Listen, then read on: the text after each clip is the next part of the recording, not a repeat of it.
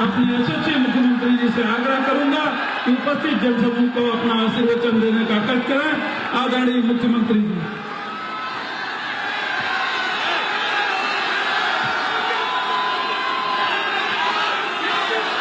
भारत माता की, भारत माता की। भाइयों बहनों, आपकी आवाज मेरी आवाज से कम है। रायबरेली महान स्वतंत्रता संग्राम सेनानी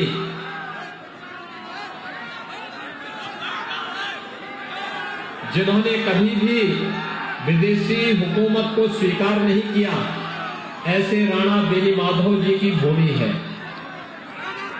बीरापासी की वीरता को कौन नहीं जानता है, और इसलिए उस आवाज के साथ अपने आप को जोड़ करके मेरे साथ आप बोलेंगे, भारत माता की, भारत माता की, भारत माता की, वंदे वंदे वंदे।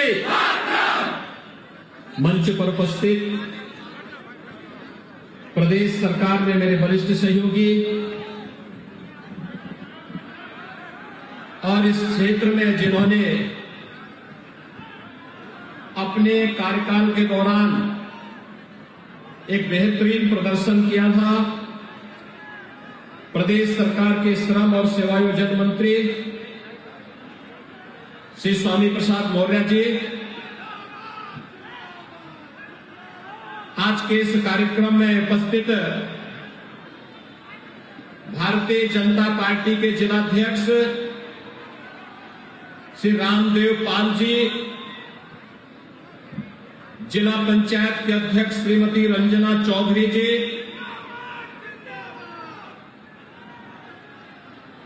विधायक श्रीमती अदिति सिंह जी, माननीय विधायक श्री राम नरेश रावत जी, माननीय विधायक श्री धीरेन्द्र प्रताप सिंह जी,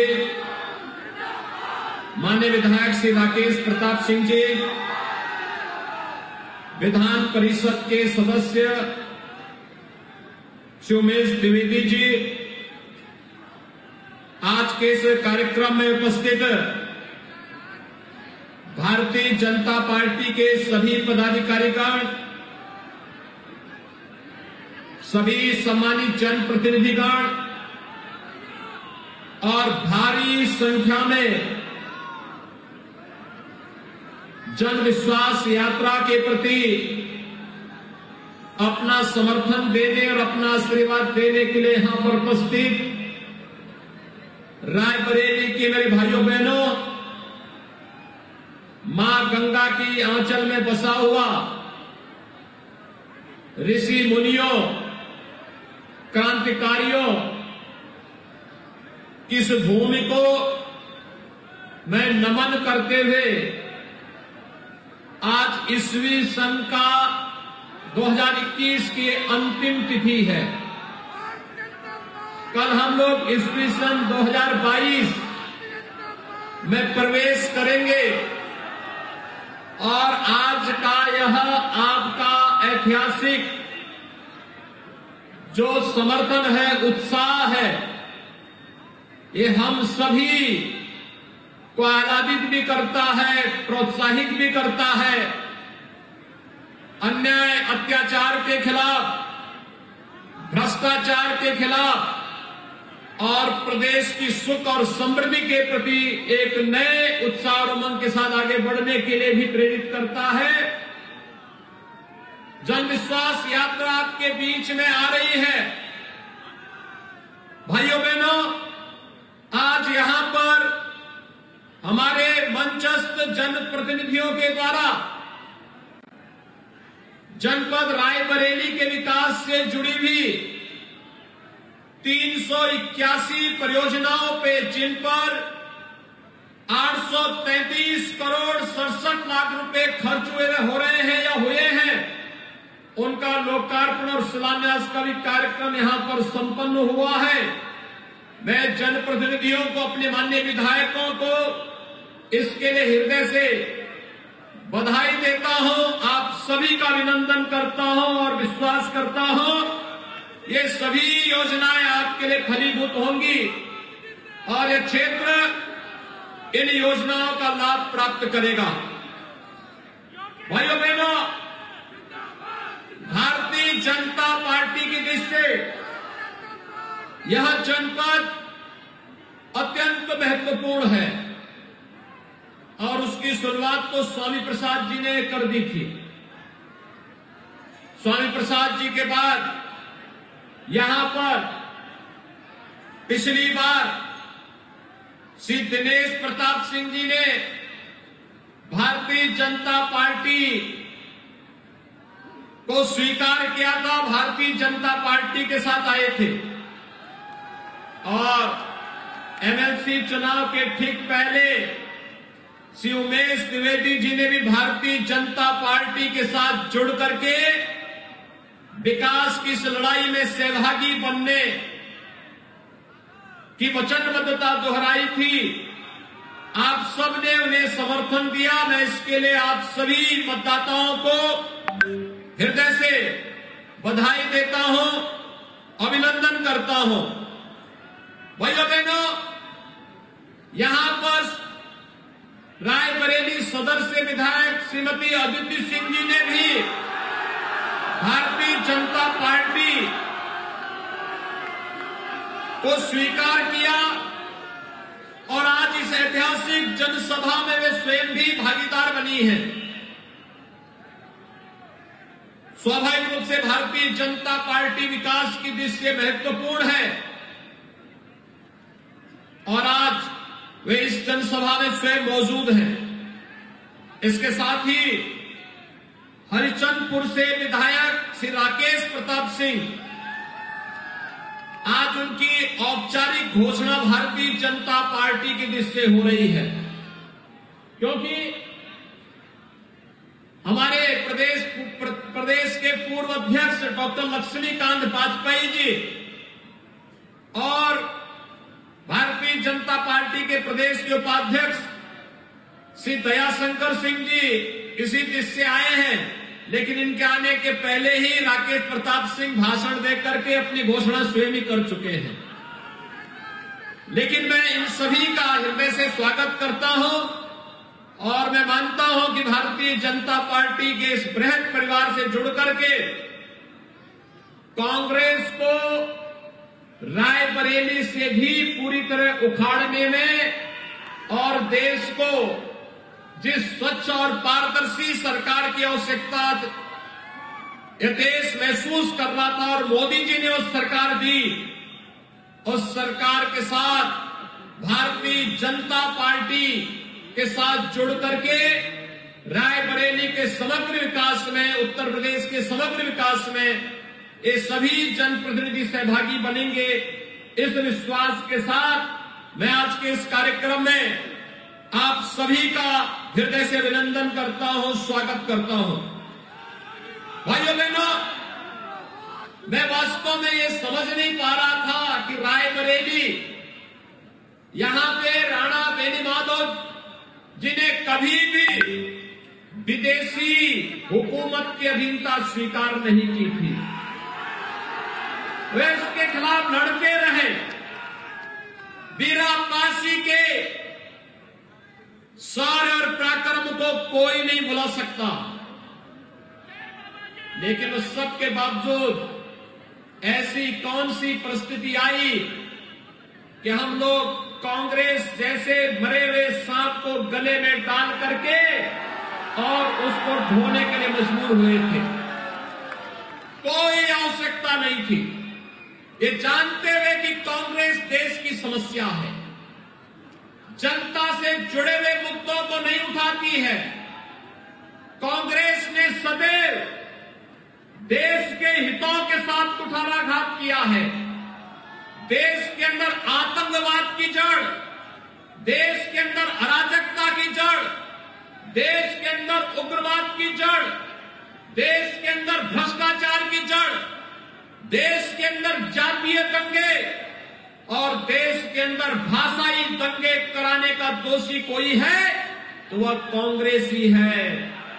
और रायबरेली एक तरफ मां गंगा की पूजा होती है, यहां पर अनेक ऋषि मुनियों ने अपनी तप और साधना से इस धरती को पवित्र किया, और दूसरी तरफ यही का समर्थन लेकर के जब ये लोग सरकार बनाते थे तो कहते थे राम और कृष्ण तो हुए ही नहीं है।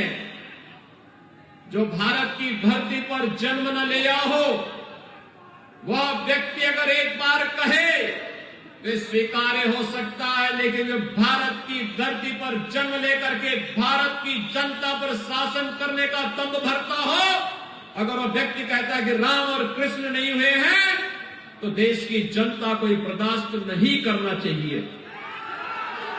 लेकिन ये अन्याय, ये आस्था के साथ खिलवाड़ होता रहा, ये लगातार होता रहा।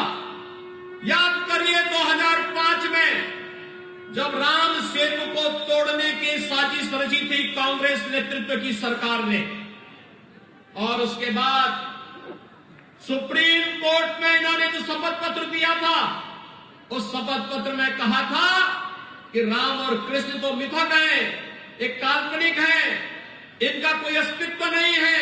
हमारे प्रभु के अस्तित्व को नकारने वाले लोग इस देश में कैसे शासन कर सकते हैं? राम और कृष्ण के अस्तित्व को न स्वीकार करने वाले लोग आखिर किस मुंह से रायबरेली के लोगों से जन समर्थन मांगने के लिए आते थे? लेकिन मैं आपका अभिनंदन करूंगा कि आज आपके द्वारा चुने गए जनप्रतिनिधि एक एक करके कांग्रेस के इस कलंक से मुक्त होकर के भारतीय जनता पार्टी के साथ जुड़ते गए, और आज ये लोग भारतीय जनता पार्टी के साथ मिलकर के मजबूती के साथ आगे बढ़कर के रायबरेली के समग्र विकास में अपना योगदान देंगे। भाइयों बहनों, जन विश्वास यात्रा इन उपलब्धियों को लेकर के आपके बीच आई है। ये जन विश्वास यात्रा 2017 के पहले का उत्तर प्रदेश और 2017 के बाद का उत्तर प्रदेश आपके पास है।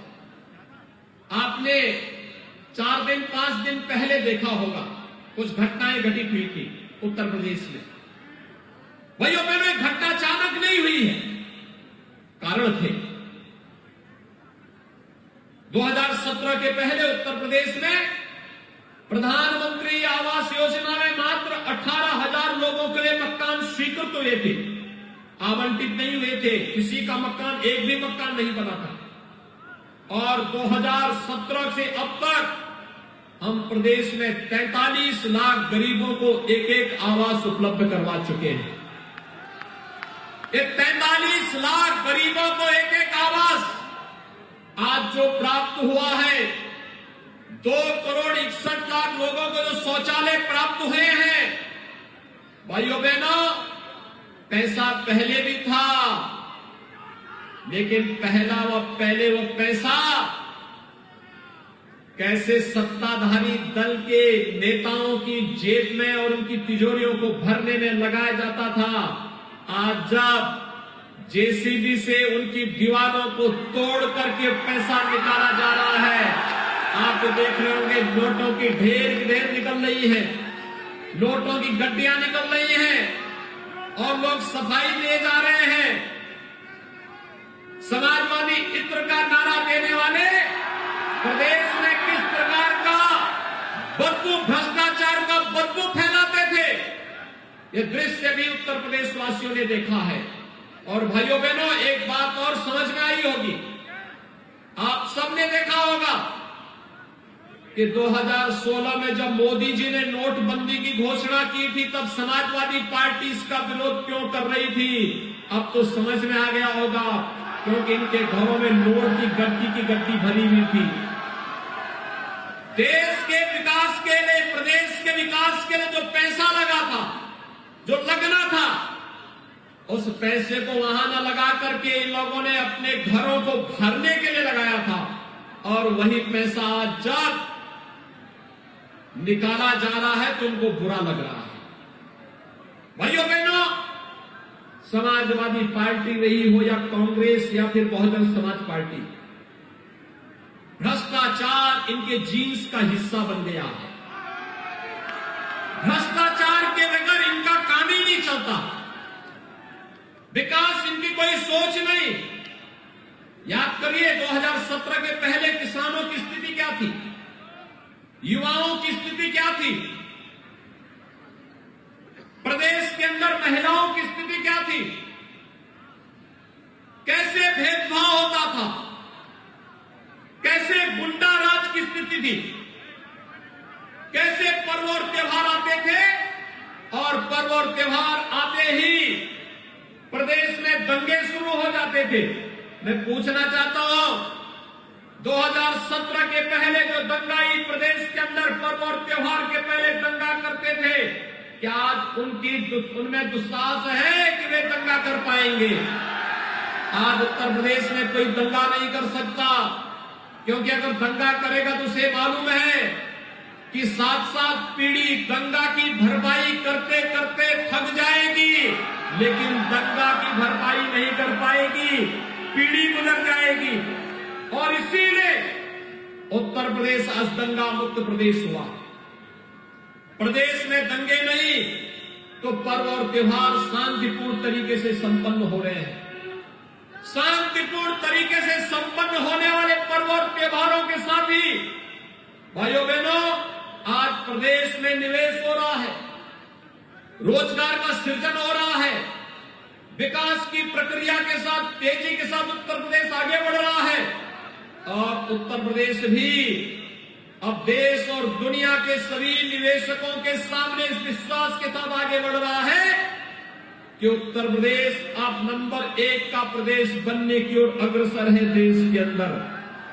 ये जन विश्वास यात्रा उसी नंबर 1 का प्रदेश बनाने के लिए आप सभी का आशीर्वाद प्राप्त करने के लिए आज आपके बीच यहां पर आई है।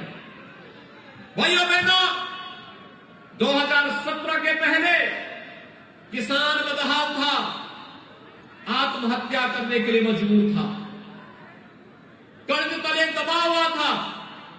2017 में सरकार बनी, हमारी सरकार ने पहला फैसला किया और वो हमारी सरकार का पहला फैसला था, और वह फैसला था 86 लाख किसानों का 36,000 करोड़ रुपए का कर्ज माफी का कार्यक्रम।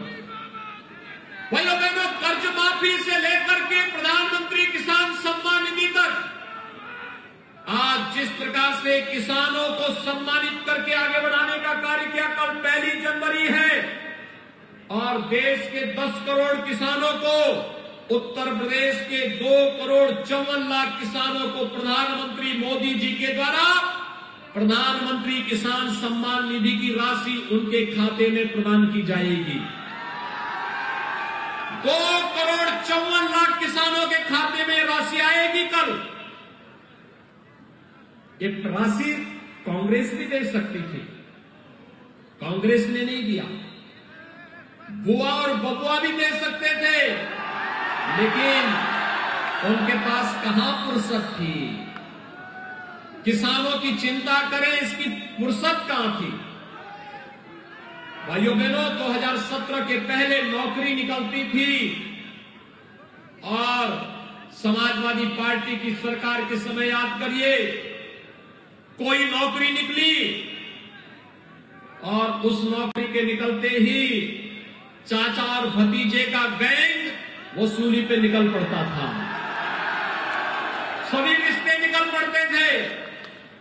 महाभारत के सभी रिश्ते एक साथ वसूली में निकल पड़ते थे और वसूली के साथ सभी भर्तियां होती थी विवादित, न्यायालय लगाता था रोक, और रोक लगाने के साथ ही इसके बाद प्रदेश के नौजवान के भविष्य के साथ खिलवाड़ होता था।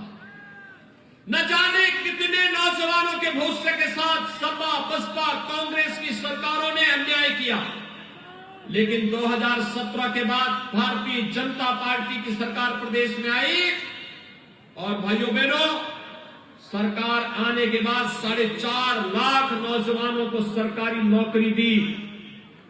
1,61,00,000 नौजवानों को प्रदेश में निवेश के माध्यम से रोजगार उपलब्ध करवाने का कार्य किया गया और 60 लाख लोगों को हम लोगों ने प्रदेश के अंदर स्वतः रोजगार के साथ जोड़ने का कार्य भी प्रदेश के अंदर किया। इतना रोजगार, इतनी नौकरी किसी भी सरकार के समय प्रदेश के अंदर नहीं मिली थी। आज प्रदेश के अंदर सर्वत्र शांति और सौहार्द का माहौल है।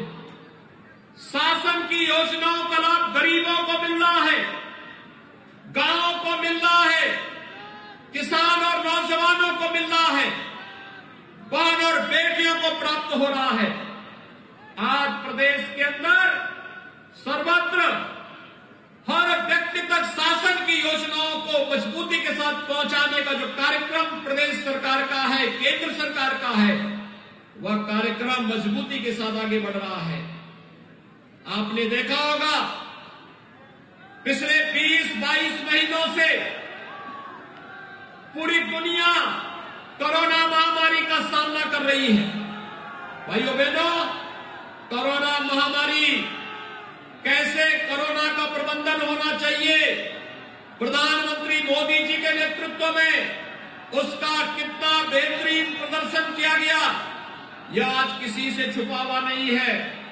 आज उत्तर प्रदेश का कोरोना प्रबंधन देश के अंदर सबसे अच्छा, फ्री में टेस्ट, फ्री में उपचार और फ्री में अन्न योजना का लाभ और फ्री में वैक्सीन, सबको वैक्सीन। कितने लोगों ने वैक्सीन लगाई है?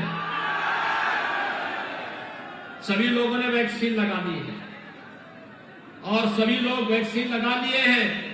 भाइयों बहनों, मैं आप सबका अभिनंदन करूंगा जिन्होंने वैक्सीन लगा ली है।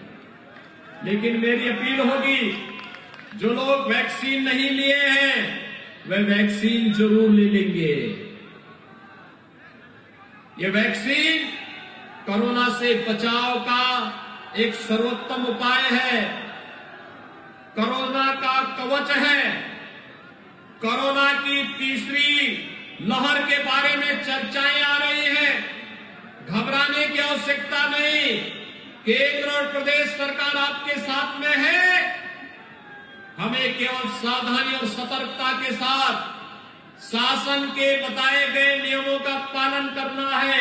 कोरोना आपका बाल बांका नहीं कर पाएगा, ये सरकार आपके साथ में है। लेकिन भाइयों बहनों, डबल इंजन की सरकार है तो डबल डोज राशन का भी गरीबों को उपलब्ध करवाने का कार्य हो रहा है। पहले यही राशन पहले समाजवादी पार्टी के नेताओं के घर में पहुंच जाता था और वहां से फिर से ब्लैक होकर के किसी देश में पहुंच जाता था।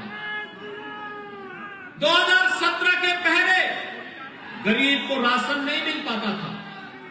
2017 के पहले प्रदेश की योजनाओं का लाभ गरीब को नहीं मिल पाता था। आप देखना, अभी कल से फिर से हम जो कार्यक्रम प्रारंभ कर रहे हैं, कल 2,54,00,000 किसानों के खाते में 2-2 हजार रुपए हर किसान के खाते में कल आएगी।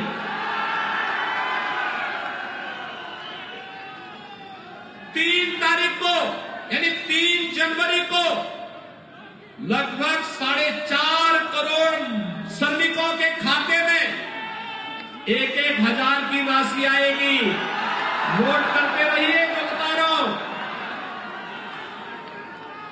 5 जनवरी को 1 करोड़ निराश्रित महिलाएं, वृद्धजन और दिव्यांगजनों के खाते में 1-1 हजार रुपए की राशि पेंशन की उनके खाते में उपलब्ध करवाएंगे। हमने उनकी पेंशन की राशि को दुगना कर दिया है। उत्तर प्रदेश में सरकार अच्छी चल रही है तो फिर उस अच्छी सरकार का लाभ गरीब को मिलना चाहिए, विधवा महिलाओं को मिलना चाहिए, वृद्धजनों को मिलना चाहिए, दिव्यांगजनों को मिलना चाहिए। और भाइयों बहनों, कोरोना प्रबंधन में सरकार के कार्यक्रम को मजबूती के साथ लागू करने वाले आंगनबाड़ी, आशा बहनें, एएनएम, इनके मानदेय को भी सरकार ने बढ़ाने का निर्णय लिया है। आज हमने इस बारे में कहा है आशा बहनों के साथ आज प्रातःकाल ही मेरा कार्यक्रम था और मैंने वहां पर उनके बेहतरीन मानदेय को आगे बढ़ाने की कार्रवाई को आगे बढ़ा दिया है। जो लोग जनता के लिए कार्य करेंगे, सरकार उनके साथ खड़ी होगी, सरकार हर प्रकार की मदद उन्हें देगी।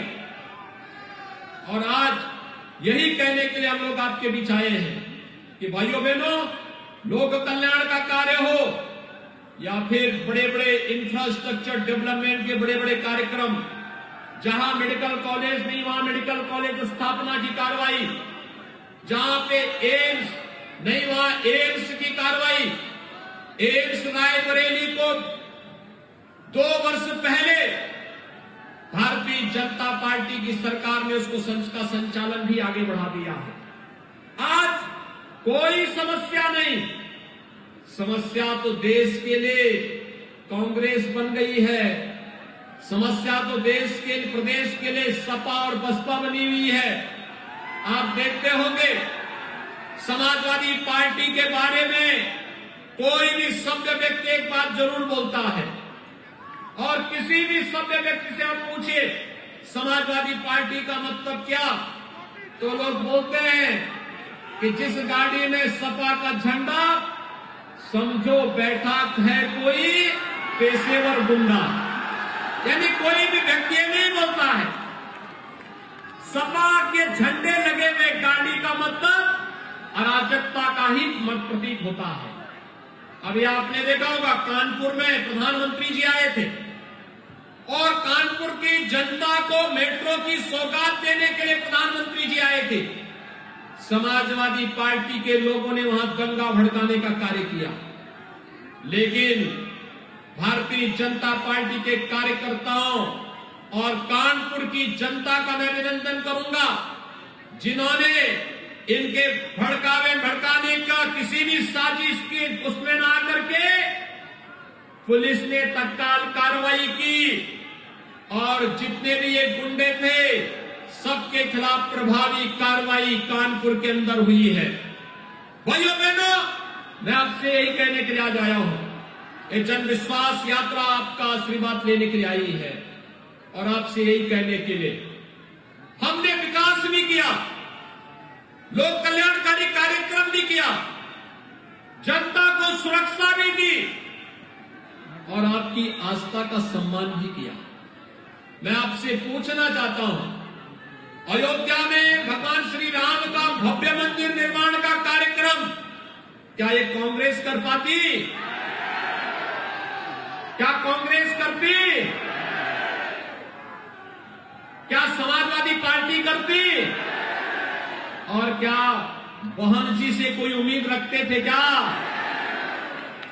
भाइयों बहनों, जो राम और कृष्ण को ही काल्पनिक कह चुके थे, वे मंदिर क्या बनाते? और मैं यही पूछने के लिए आया हूं, फिर एक कांग्रेस को क्यों ढो रहे थे? अब ढोने की आवश्यकता नहीं, कांग्रेस को अब ढोने की आवश्यकता नहीं। जनता अपने आप उसको उसकी दुर्गति तक पहुंचा चुकी है।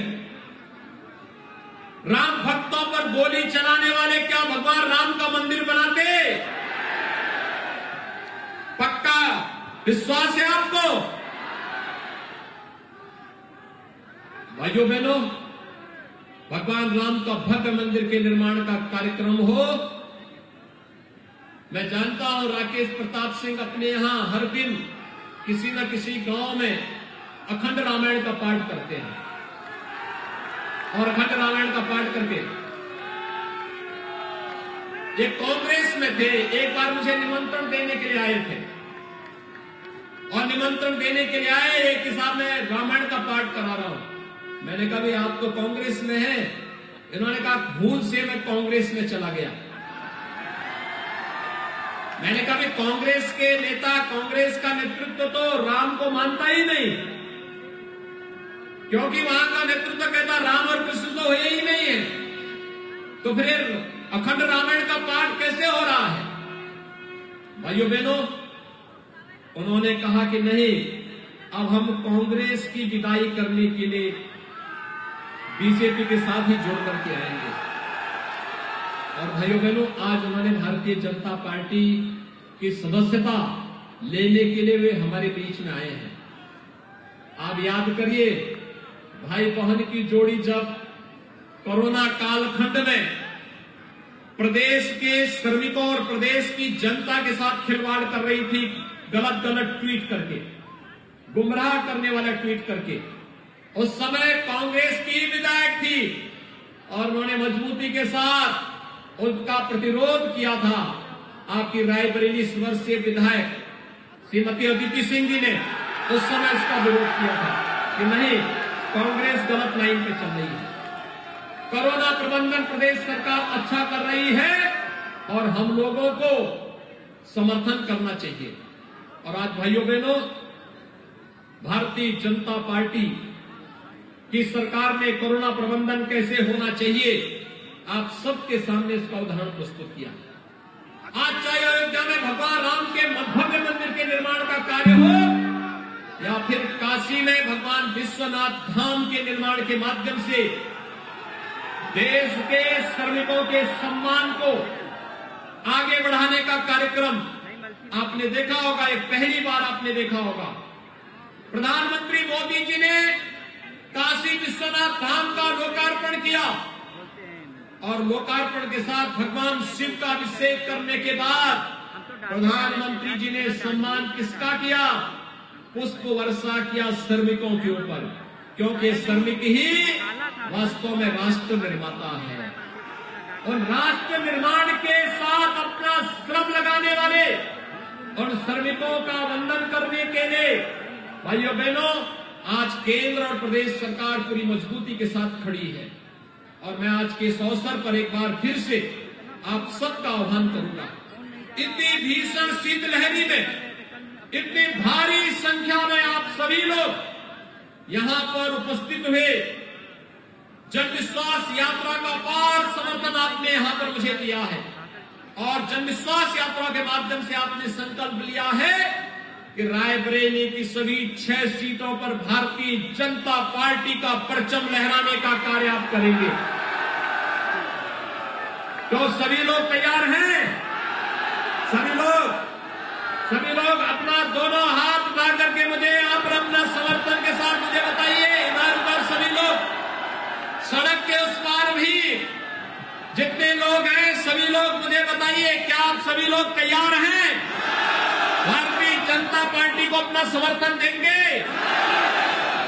विधानसभा चुनाव 2022 में विकास के लिए आप सभी लोग वोट देंगे?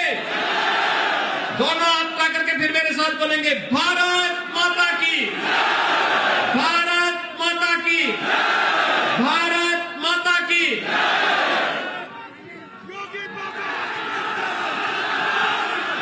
जय जय श्री राम।